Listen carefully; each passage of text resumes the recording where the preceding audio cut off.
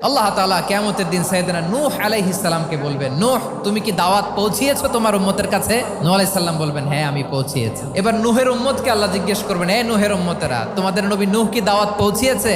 নূহের উম্মত বলবে, না আল্লাহ, কোনো দাওয়াতও আমরা পাই নাই, আপনারাও চিনি নাই, জান্নাতও চিনি নাই, জাহান্নামও চিনি নাই। নূহ আলাইহিস সালাম বিপদে পড়ে যাবেন। তখন আল্লাহ বলবেন, নূহ তোমার পক্ষে কোনো সাক্ষী আছে?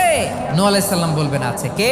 উম্মতে মুহাম্মাদি। তখন আমরা বলবো, আল্লাহ, আল্লাহর নবী নূহ আলাইহিস সালাম তিনি আপনি যা যা বলেছেন ঠিক তা তার উম্মতের কাছে পৌঁছে দিয়েছে। এবার নূহের উম্মতের সাথে আমাদের ঝগড়া লাগবে। তারা বলবে, তোমরা আসছো আমাদের হাজার হাজার বছর পরে, তোমরা কি করে জানলা? তোমাদের সাক্ষী ধর্তব্য হবে না? আমরা তখন বলবো, আমাদের কোরআনে তোমাদের নবীর নামে আল্লাহ তাআলা একটা সূরা নাজিল করেছেন, সূরাতে নূহ। দিন রাত এক করে তোমাদের কাছে তিনি দাওয়াত পৌঁছেছেন, সব আমরা জানি। আমরা যখন বলবো এই কথা, নূহের উম্মত চুপসে যাবে। তখন আমরা সত্য বলেছি কিনা এটা আল্লাহ তাআলা জানতে চাইবে বিশ্বনবীর কাছে। তখন বিশ্বনবী আমাদের পক্ষে সাক্ষী দিবেন। আওয়াজ করে বলেন আল্লাহু আকবার।